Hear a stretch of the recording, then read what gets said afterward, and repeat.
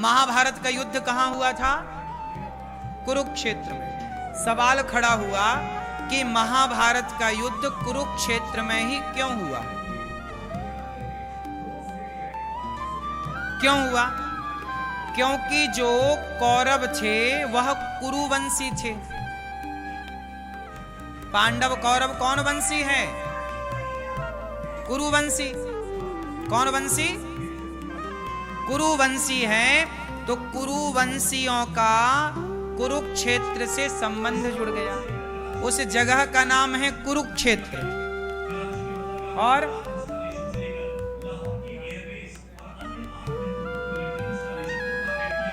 ठीक है, तो कुरुवंशी जो है वो कुरुक्षेत्र से संबंध होगा ना। कुरुक्षेत्र, कुरुक्षेत्र को धर्म क्षेत्र भी कहते हैं। धर्म क्षेत्रे कुरुक्षेत्रे। गीता का पहला अध्याय और पहला श्लोक क्या कहता है? धर्म क्षेत्रे। देखिए गीता शुरू कहां से हुई? धर्म से। कुरुक्षेत्र अपने आप में एक तीर्थ है। महाभारत का युद्ध कुरुक्षेत्र में इसलिए हुआ क्योंकि निर्णय लिया गया कि युद्ध में जो लोग मारे जाएंगे, यदि तीर्थ में मारे जाएंगे तो उनका उद्धार हो जाएगा, इसलिए तीर्थ को चुना। कुरुक्षेत्र एक तीर्थ है, धर्म क्षेत्र है। धर्म क्षेत्र कुरुक्षेत्र। कुरुवंशियों का वहां स्थान है। कुरु वंशियों के जो मुख्य राजा कुरु हुए वो वहीं के थे, इसलिए उस जगह का नाम पड़ा कुरुक्षेत्र। तो उसी से कौरवों की और पांडवों की उत्पत्ति हुई, इसलिए उन्होंने अपनी भूमि पर युद्ध लड़ा, इसलिए कुरुक्षेत्र में युद्ध हुआ। पहला। दूसरा कारण था कि जो कुरुक्षेत्र की भूमि थी, कहा जाता है वहां भूमि पर कोई खड़ा हो जाए तो वहां मोह ममता ज्यादा नहीं थी, अटैचमेंट नहीं थी, लगाव। माँ का बेटे से, पति का पत्नी से। एक पत्नी, एक कथा आती है उसके कुरुक्षेत्र के बारे में कि एक पत्नी अपने पति के लिए रोटी लेकर जा रही थी। उसका पति खेत जोत रहा था, हल चला रहा था।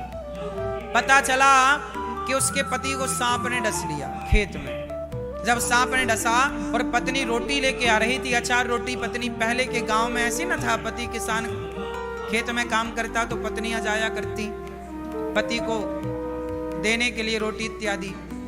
तो जब उसे पता लगा कि किसी ने बताया कि तेरे पति को तो सांप ने डस लिया और वो मर गया, तो उसकी पत्नी वहीं बैठी पेड़ की छांव में और सोची कि अब तो पति मर ही गया, चलो अचार रोटी रखी है, खा लेते हैं। तो उसकी पत्नी रोटियां खाने लग गई। तो भगवान कृष्ण ने अर्जुन से कहा कि अर्जुन, ये भूमि अच्छी है महाभारत लड़ने के लिए। क्यों? बोले इसका पति मर गया।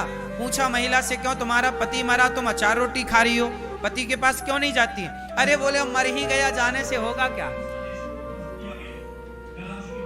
अब तो मर ही गया, हमारे रोने से जिंदा तो होगा नहीं, तो रोए क्यों? तब भगवान को लगा कि अच्छा यहाँ के लोग समझदार हैं, इतनी समझ है कि जब मर ही गया तो रोए क्यों। तो उस भूमि को चुना ताकि यहाँ पर योद्धा जब मरे तो उनकी विधवा पत्नियां यहाँ के रोए ना, क्योंकि रोएंगी तो वो युद्ध कैसे होगा। तो यहाँ मोह ममता कम है, इसलिए उस भूमि को चुना गया, कुरुक्षेत्र की भूमि को। बोलो हाँ। चलो अब चलते हैं महाभारत की तरफ। महाभारत जो था वह दो पक्षों में हुआ, पांडव और मैया। भैया स्वास्थ्य ठीक है? आराम है? आज शाम को हमारे साथ पकड़म पाई खेल लीजिएगा, बिल्कुल स्वस्थ हो जाएंगे।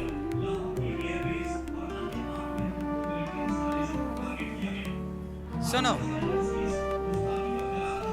ये बताओ महाभारत कितने लोगों के बीच में, कितने पक्ष?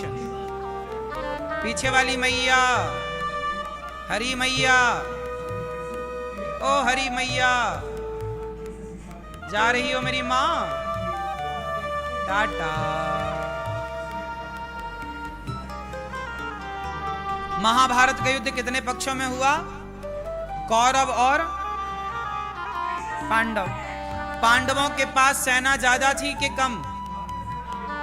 और कौरवों के पास सेना ज्यादा थी कि कम?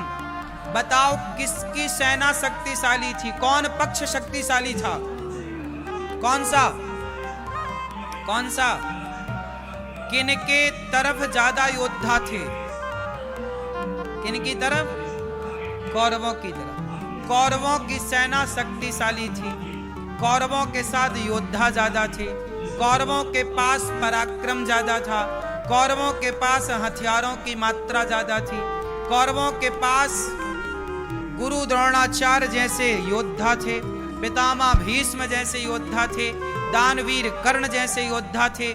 पांडवों के पास इतने बड़े योद्धा नहीं थे, इतनी बड़ी सेना, इतनी बड़ी आर्थिक स्थिति, युद्ध लड़ने के लिए पैसा भी तो चाहिए।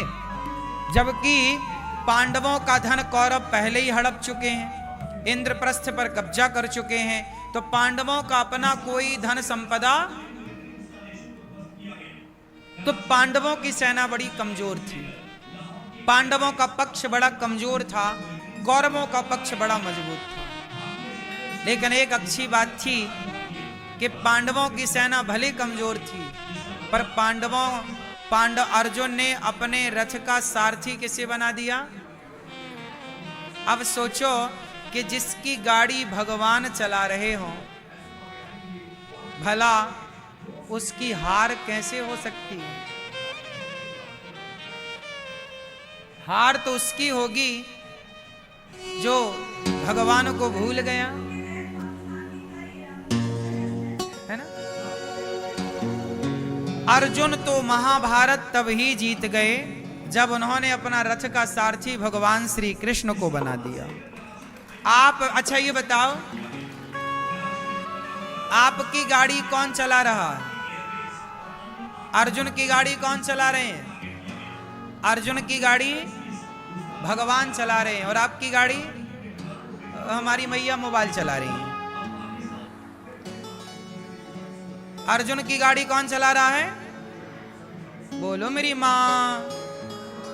आपकी गाड़ी अभी नहीं चला रहे हैं भगवान, आप लोग अपनी गाड़ी खुद चला रहे हैं। हम आपसे बस इतनी प्रार्थना करेंगे कि जैसे अर्जुन ने अपना सारथी कृष्ण को बना दिया, आप जानो और आपका, ऐसे ही आप भी अपने जिंदगी की गाड़ी भगवान को ऐसे सौंप दो, प्रभु अब आपका परिवार, आपकी फैक्ट्री, आपकी दुकान, सब कुछ आपका, आप जानो और आपका